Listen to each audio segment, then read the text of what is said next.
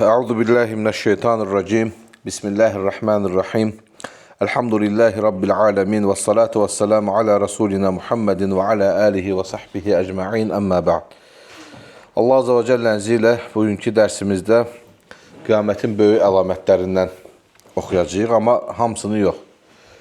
Hədisdə 10 əlamət gəlir. Biz inşallah nə qədərini çatdıra bilsək, bugün o qədərini oxuyarıq.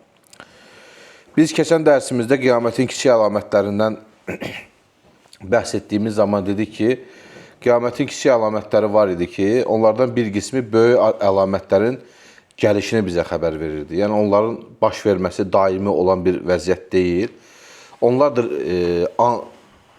türklər demiş, ansızın bizdə birdən-birə baş verir və onun olması artıq böyük əlamətlərin gəlişini göstərir. Və dedik ki, elələri də vardır ki, o qədər davamiyyətli baş verir ki, artıq bizdə adiləşib və biz onun qiyamətin əlamətlərindən biri olaraq görmürük. Qadınların çoxalması, kişilərin azalması bunun nümunələrindən biridir. Riski ölümlərin, birdən-birə ölümlərin olması və ölümlərin çoxalması bundan biridir. Qətillərin, insanların öldürülməsi bunlardan birisidir. İndi isə bugün Allah Azze ve Celle'nin izniyle böyük əlamətlərdən danışacağıq. İmam Müslim'in Əbu Davudda, İmam Müslim'in Səhhində, Əbu Davudun və İbn Məcənin Sünənində gələn hədisdə sahabələrdən bir neçəsi öz aralarında bir məsələni müzakirə edirdilər. Və Peyğəmbər sallallahu aleyhi və səlləm onlardan nə danışdıqları barədə soruşur. Və Allah Resulü sallallahu aleyhi və səlləmə cavab verirlər ki, qiyamət günü, danışdığımız məsələ qiyamət günü məsələsidir. Və bunun üzərinə Peyğəmbər sallallahu aleyhi və səlləm buyurur ki, 10 əlamət meydana gəlməyincə qiyamət qopmaz. Duxan, tüstü, dəccal, dabbətul ard, günəşin batdığı yerdən çıxması, Məryəm oğlu İsa'nın nüzulu, Yəcüc və Məcüc, yerin şərqdə, qərbdə və Ərəb yarımadasında batması, Yəməndə başlayacaq və insanları diriləcəkləri yerə aparacaq bir ateşin ortaya çıxması. Bu 10 hadisəni Allah Resulü sallallahu aleyhi və səlləm zikr edir ki, 8 oldu. 10 əlamət. Niyə 8-dir?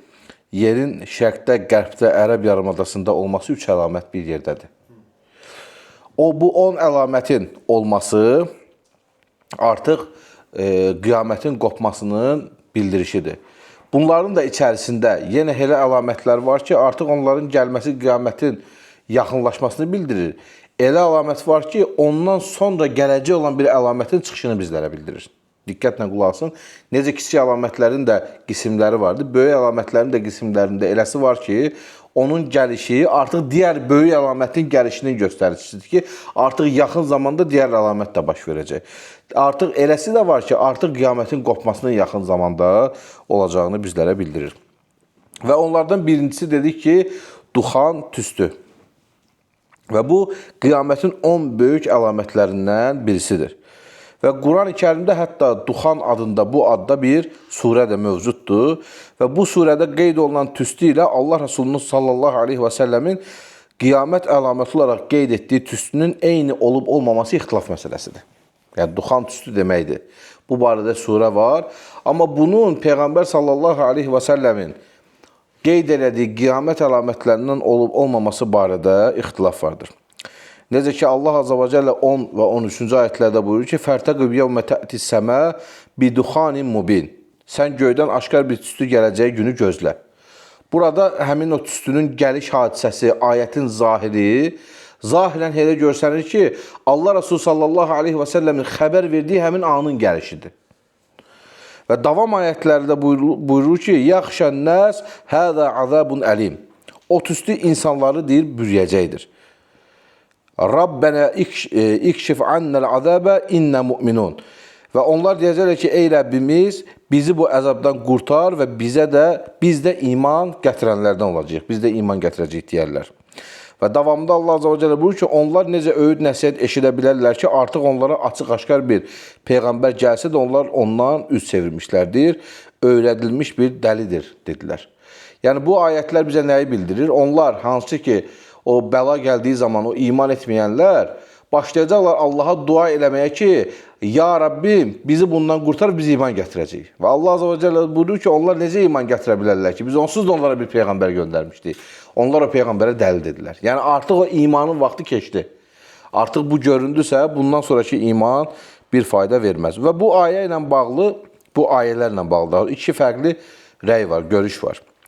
Birinci rəy odur ki, Abdullah ibn Məsud radiyallahu anhu və əksəriyyətin fikrincə Allah Resulü sallallahu aleyhi və səlləm Məkkə müşriklərinin müsəlmanlara qarşı zülmlərini artırdıqlarını görüb Allaha dua elədi.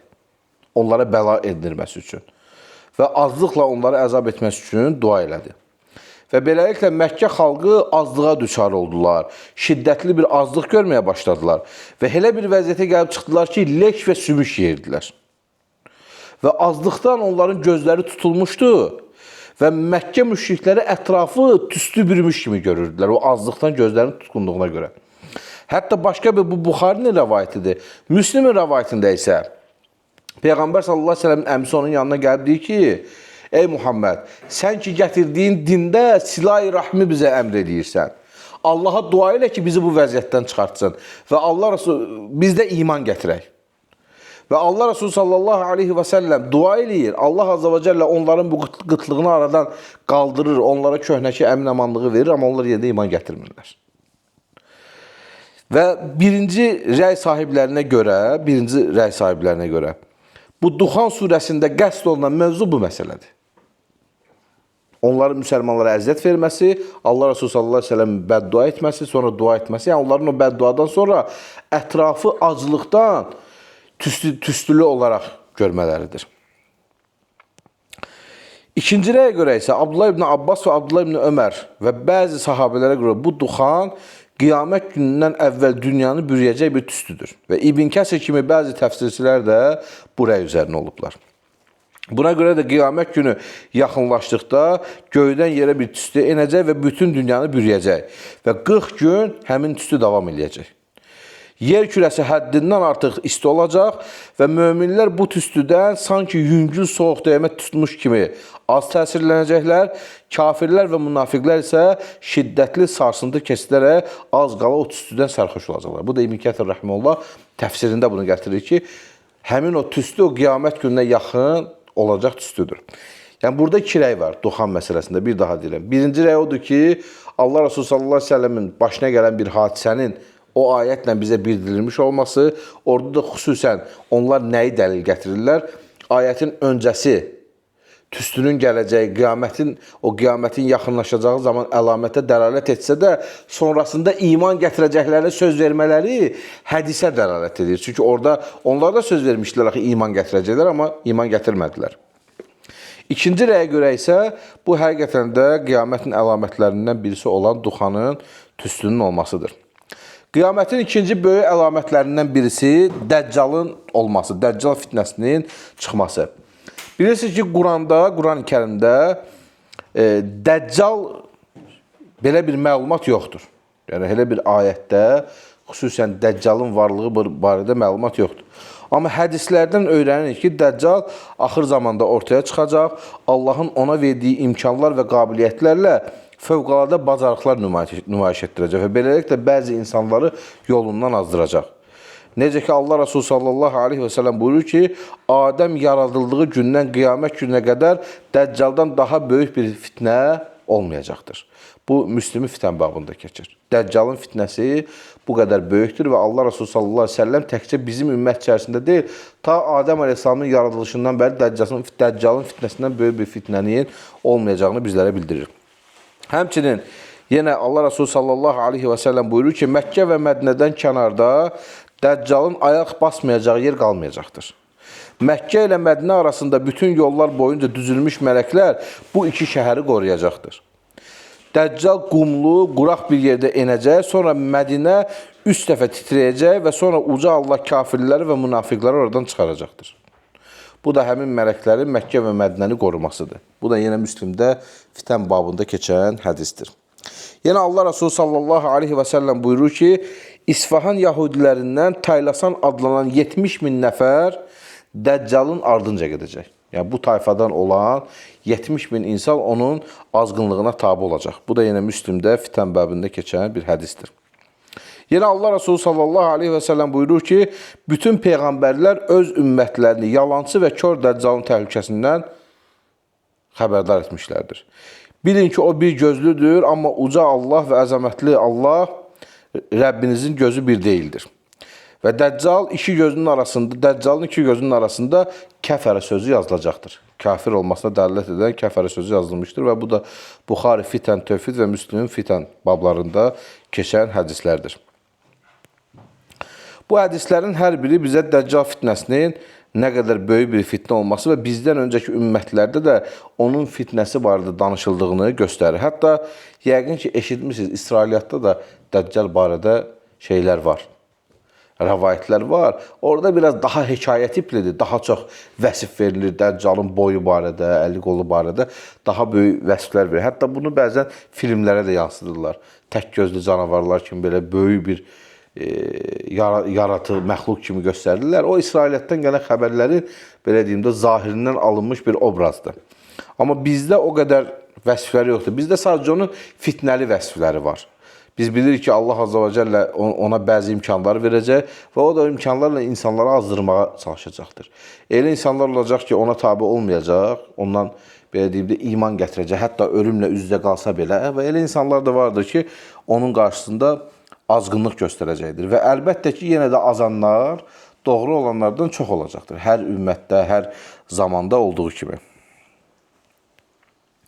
Və həmçinin Dəccalın fitnəsindən uca Allaha sığınmaq Peyğəmbər sallallahu aleyhi və səlləm ümmətinə verdiyi vacib bir tövsiyədir.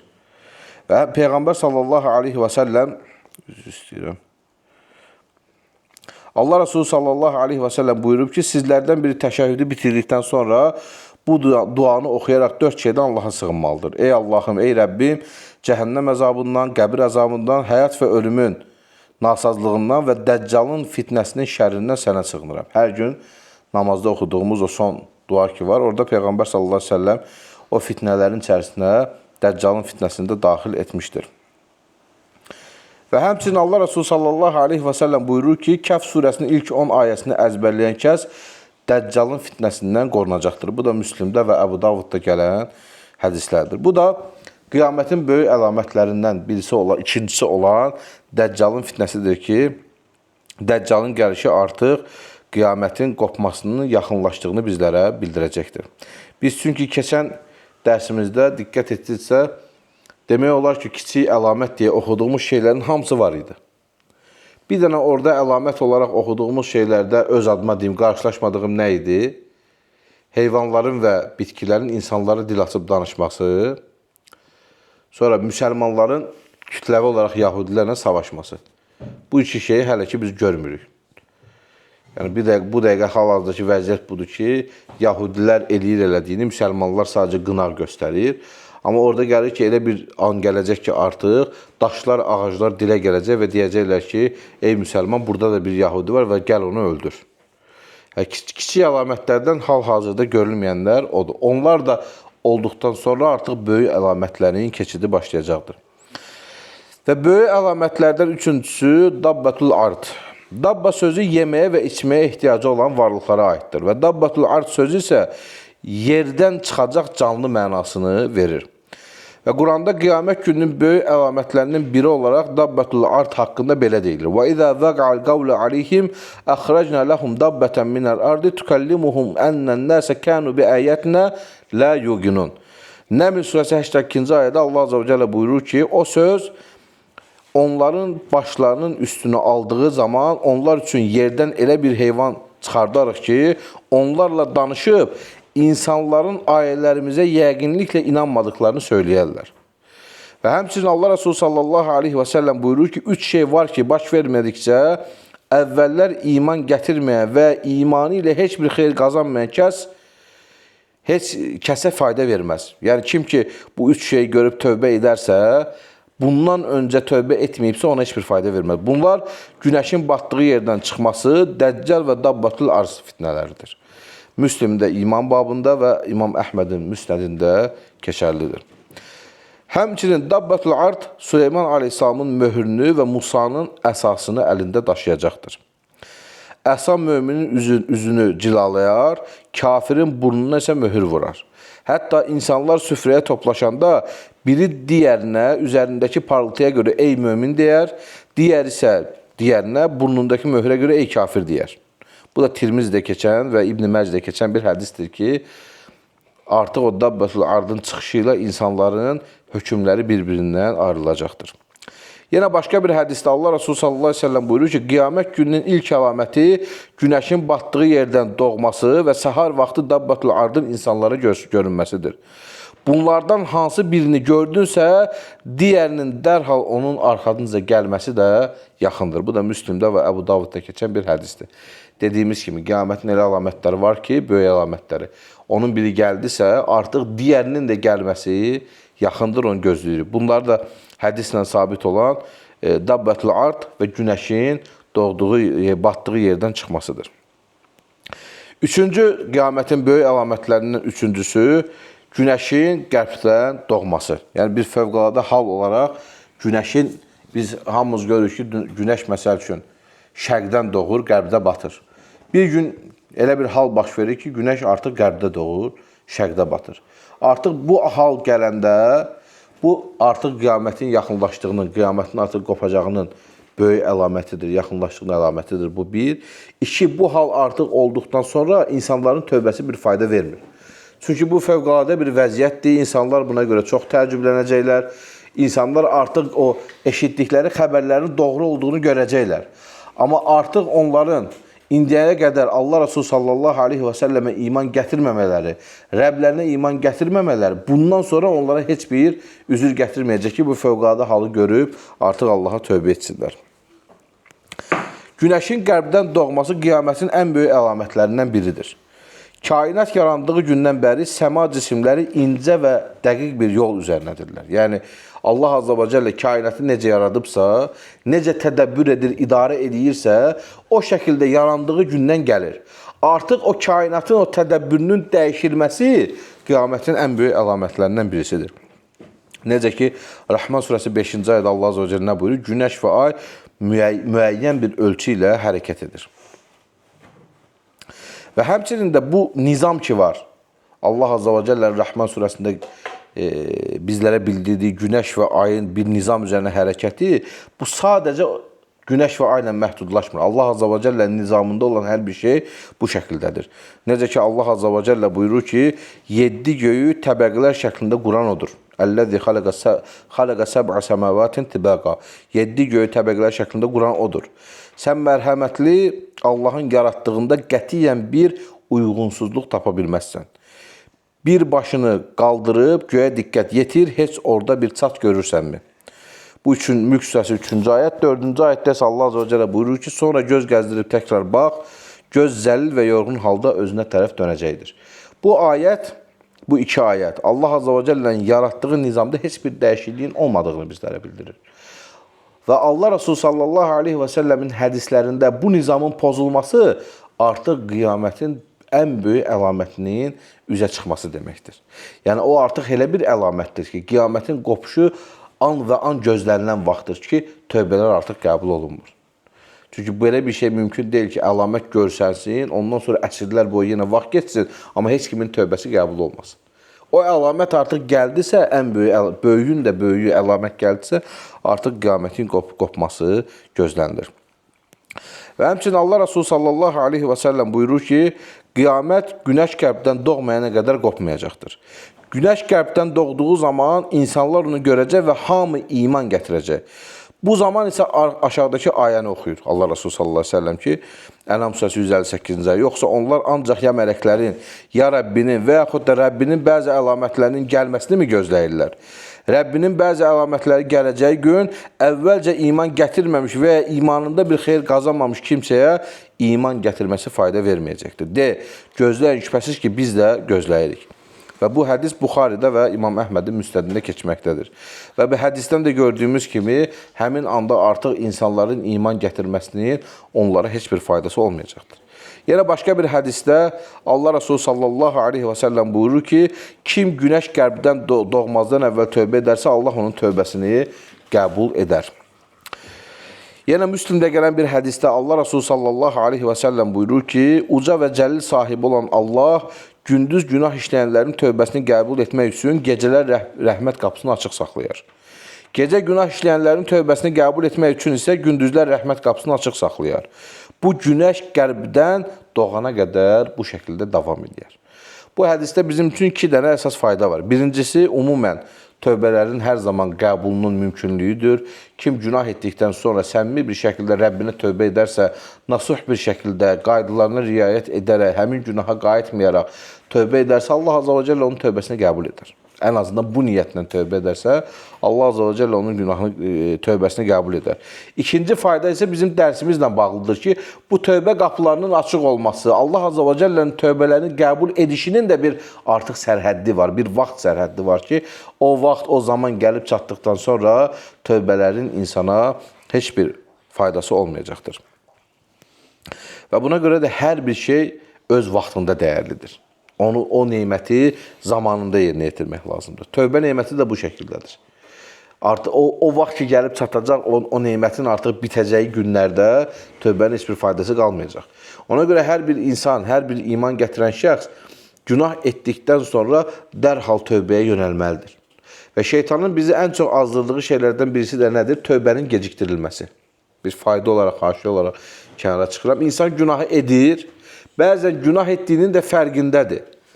Amma dünyəvi məşğələlərlə iştirak edir, dünyəvi məşğələlərin içərisindədir və tövbəsini gecikdirir.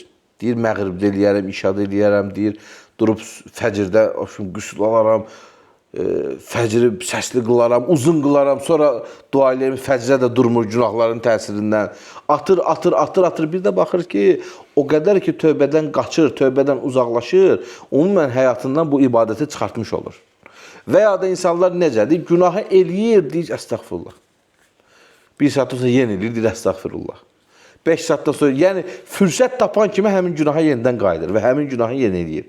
Bu nəyi göstərir? Birincisində günahı gecikdirir, tövbəni gecikdirir, səhlankar yanaşır. Bu gecikdirmə, tezləşdirmə yönündən. İkincidə isə dərhal tövbə edir, amma səmimi olmur o tövbəsi. Səmimi eləmir. Zarafat edir Allahın dinindən, deyir, əstəğfirullah. Sabah yenə bir dənə zarafat məclisi düşən kimi yenə Allahın dinindən bağlı zarafat edir, yenə deyir, əstəğfirullah. Bu nəyi göstərir? Onun dünən elədiyi zarafatda səmimiyyət yox idi. Sadəcə birdən-birə anlayır ki, nəsə tez əstəğfirullah deyir ki, özünə həmin günahda sığortalanmış olsun. Amma bu nasuh tövbə sayılmadığına görə, səmimi bir peşmançılıq olmadığına görə bunun insana faydası yoxdur. Bu, indi elədiyin tövbənin faydasızlığıdır. Bir də artıq o zamanda o əlamətlər görsənəndən sonra səmimi də olsan tövbənin sənə faydası yoxdur. Çünki artıq o tövbə qapısı bağlanmış oldu.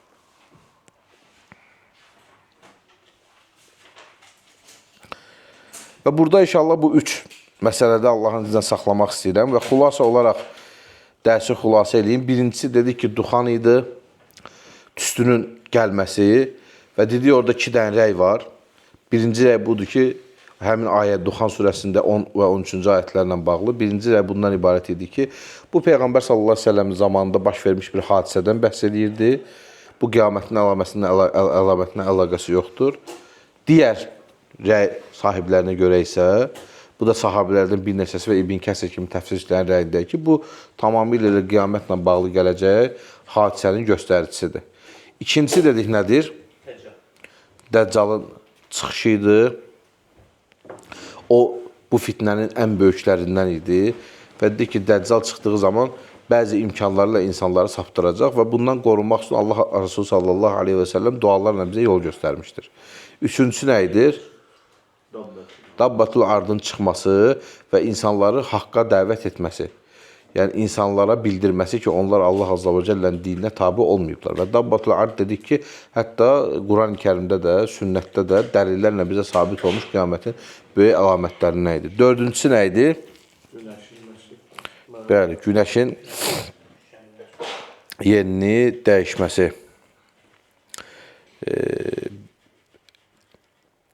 Şərqdən doğan günəşin qərbdən doğması, yəni batdığı yerdən dövməsi və dedik ki, bu qiyamət əlamətlərinin ən böyüklərindən idi. Artıq bunun baş verməsi sonluğu bildirir, yəni artıq qiyamət gününün gəlməsini, surun üfürülməsini artıq o sonluğa doğru gəlişi bizlərə bildirir. Ümid edirəm ki, faydalı olar. Allah Azza və Cəllə bizi eşitib faydalanan qullarından etsin. Allah Azza və Cəllə bizi bu əlamətlər gəlmədən öncə tövbə edən qullarından etsin. Amin. Bugün 4 əlamət oxuduq. İnşallah Allah Azza və Cəllə bizə gələn əlamətləri də gələn dərslərimizdə oxuyarıq. Amin. Vəlhamdülillahi Rabbil aləmin.